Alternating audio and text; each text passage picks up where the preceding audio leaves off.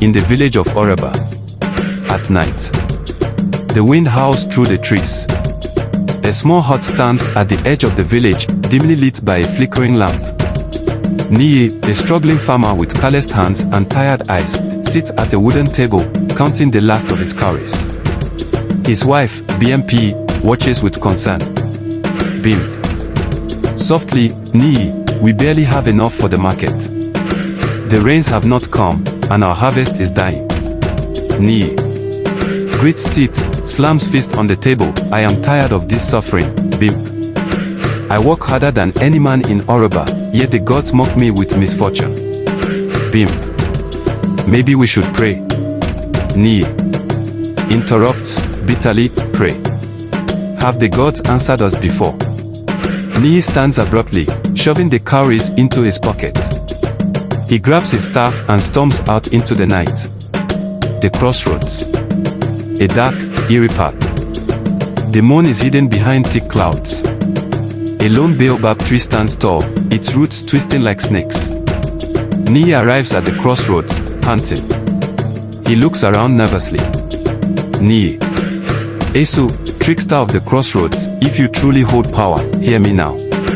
A gust of wind swirls around him. The shadows lengthen. A figure emerges, a man draped in a red and black robe, his face hidden in shadow.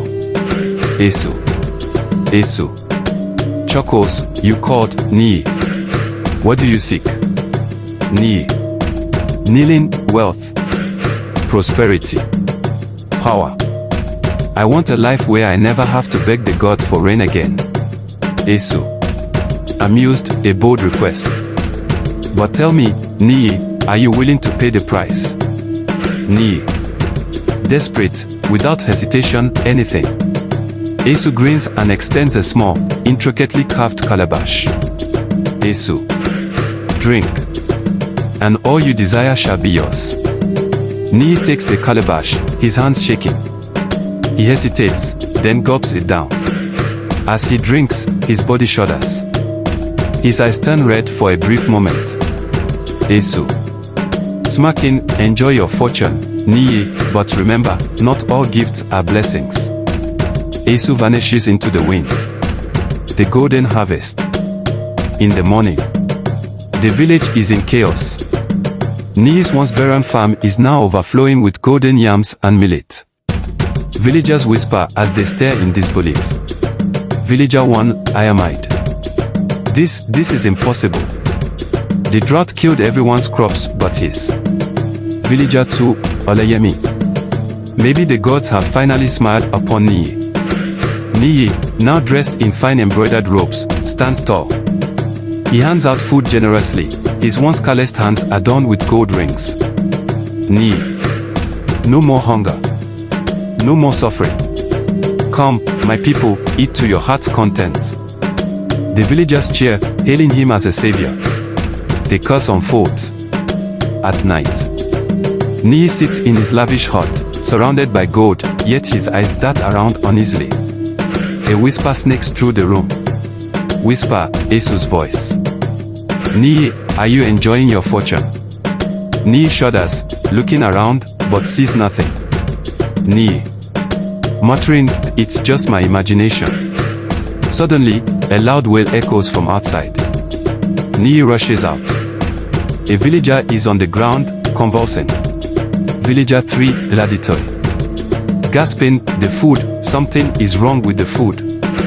More villagers scream as one by one, they fall to the ground, their eyes turning red before their bodies go limp. Niyi watches in horror as his blessings turn to curses. The golden crops rot before his eyes, maggots riding through them. Whisper, Esu's voice. Did you think gifts from me come without consequence? The price of greed. A week later. The village is nearly empty, its people either dead or gone. Niyi, disheveled and haunted, stumbles to the crossroads once more. Niyi. Weeping, Esu. You tricked me. The shadows star. Esu appears, arms crossed, smirking. Esu. Mocking, I tricked you. You asked for wealth without thought of the cost. I merely gave you what you wished for. Niyi. Take it back.